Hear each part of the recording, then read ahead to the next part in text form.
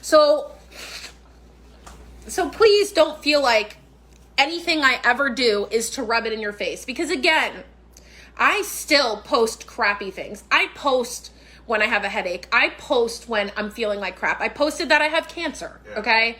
And that is not something fun that you're going to rub in somebody's face to post about. I'm not rubbing the fact that I have cancer and half of my face is going to be slashed open. It's not cute, but you want to know what? It's life. It's life. And I have great parts of my life and I have crappy parts of my life. So my melanoma is actually right here. You can see it. Melanoma, it doesn't matter how big or small it is. If it's there, it could literally be this and then be taking up an entire chunk of all of my tissue underneath that for a really deep while. I'm going to Hawaii on Tuesday, and I kind of wanted to be able to go on the trip as like, not a last hurrah like I'm dying, but a last hurrah in a sense that because as you know, cancer kind of just takes over everything, right? And it's an extended period of time that you're worrying about it, right? Like it's not like a quick, like when I had basal cell on my back, it was like they removed it, you're done, you don't got to worry about anything else. But with melanoma, there's usually extended procedures that they have to do after the fact. So the 100% honesty, I've been avoiding calling the doctor because one, I don't want him to tell me I'm dying. And two, I want to go to Hawaii and not worry about it for the next 3 weeks. I don't want to worry about it. So then that way I can totally hone in, focus, and then be worried about myself. Does that make sense? So quite frankly, this could have been on my face for the past 3 years and been cancerous and I had no idea. So it hasn't taken me out yet. And if it takes me out in Hawaii, then so be it. At least I'm in Hawaii. I 1000% absolutely could be dying. People die from melanoma all the time, every single day. This isn't basal cell. It's not just like a blue nevus. Like that's what this is, a blue nevus spot that'll just get removed. Melanoma spreads. It can spread to your lymph nodes. It can spread to other parts of your body. Melanoma is a silent killer. It will and can kill you. So there's a ton of people that are saying like, oh, you'll be fine. So-and-so is fine. And I pray to God I'm fine. But I could absolutely be dying right now. And you have no idea.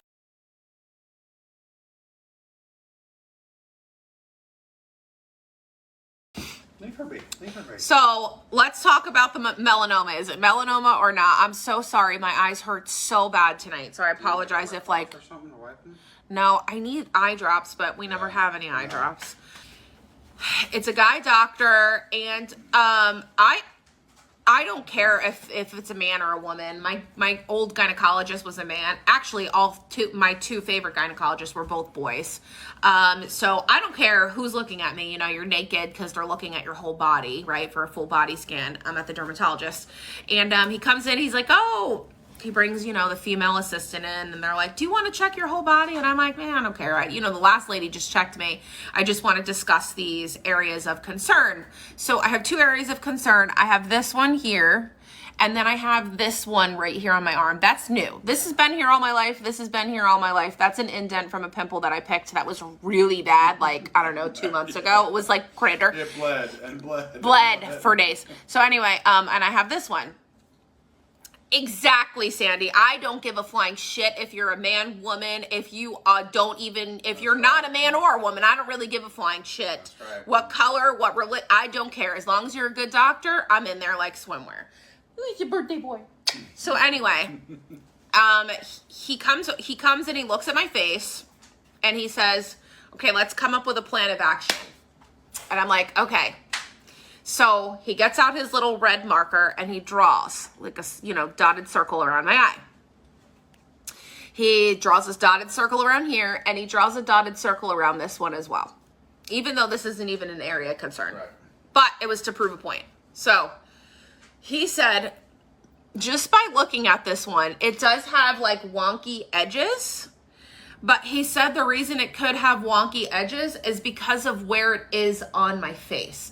This one, he said he can tell clear as day. It's just like an everyday mole that I just have on my body. He would never question it. The one on the side of your cheek? Yes, but this one, he said, if you look with a microscope, it's kind of got like wavy features around the outside. But he said because it's on a different side of it's on a, like, I'm scrunching all the time. I get sunburned here. I do not get sunburned here. So he said, you're itching here, you're blowing your nose, your eyes are tearing. He said there could be a multitude of factors of why it might have strange edges. He said, knowing that it's been on my face my entire life has given him the confidence to draw that up, mark it they took pictures, they measured it, wrote the measurements down in the chart, and said, if this is melanoma, by the time you come back, it will A, look different, or B,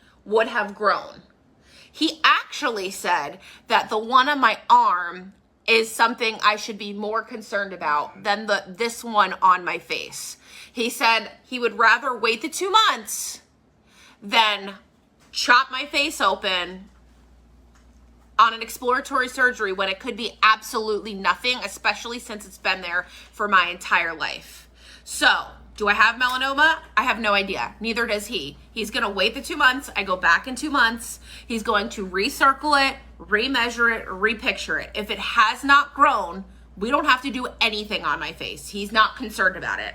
However, this one he would like to remove irregardless, but he does want to see. He wants to take that one either way? Yes. Okay. This is not a typical mole for me. He said what happens basically with one of these, if it's a blue nevus, is he kind of just cuts it and like pops it out like it's under the skin, and he said the whole thing will just come out and then he stitches it up.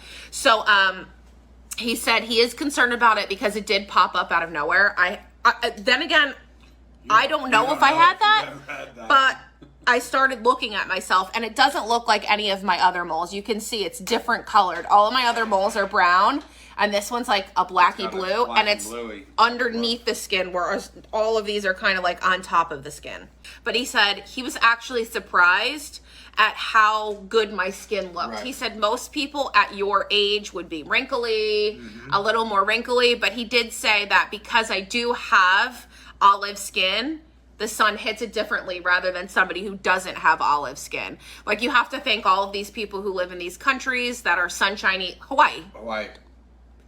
They have different colored skin because that's the way their skin is supposed to react to the sun. Does that make sense? Like my dad, he's from Peru. I have my dad's skin. My dad gets tan in an instant. Right. You know, Matt's German descent. Clearly that's much different than somebody who's in Hawaii or in South America. So he did say that my skin does hit sun a little bit differently than other people, obviously. So that's the news. So I'm not sure if I actually have melanoma or not.